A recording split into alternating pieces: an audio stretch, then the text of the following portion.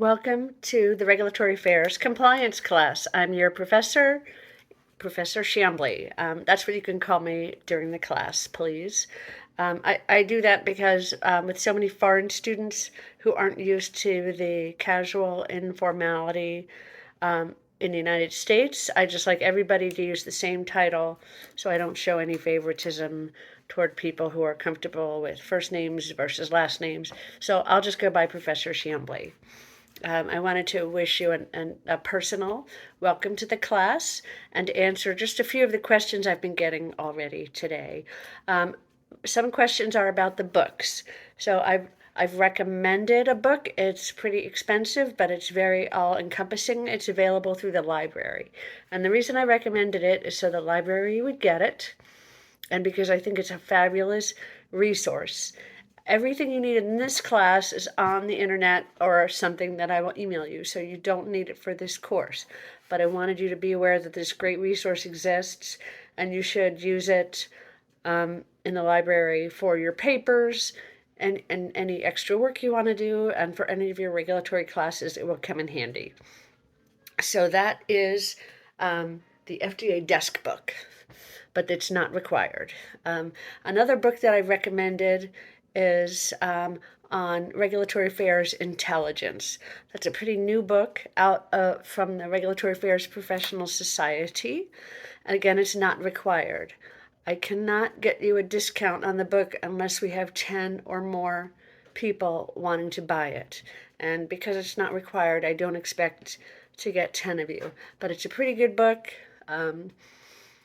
It will help you learn how to learn in regulatory affairs because it's a guide to gathering regulatory intelligence and information. It will help you in all your classes and in your career. So I'm recommending it, but again, not requiring it.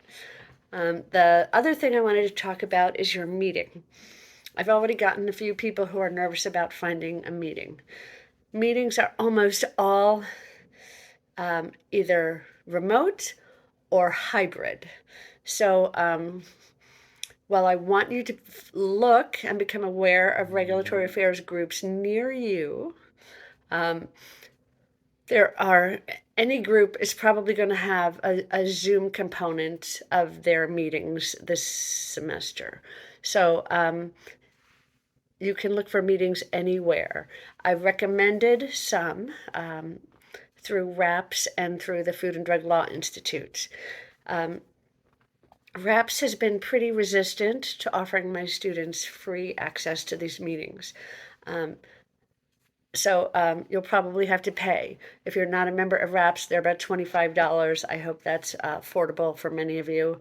And I put a link in there. Now, these meetings are often held by the local chapters. I started a chapter in Maryland, D.C. area. But because they're all on Zoom, you can attend any chapter meeting. But I do want you to be aware of these different local events because at some time in your career, you're going to hate your job. They're going to call you a troublemaker for demanding compliance because it's expensive and they don't see the savings. And you're going to be looking for another job because regulatory affairs is hard. But for a lot of people, you can't move if you need another job because you have family. We're a lot of two career households now. So you can't just get up and move. So find these local places near you. If you can't find a place, please don't email me and tell me I haven't found a place without adding where you looked. I want to make sure you have looked for a local meeting near you, or even for one that's not local but it's on Zoom. You can find them. But I'm happy to help you get if you can't. But part of this exercise is for you to learn about places near you.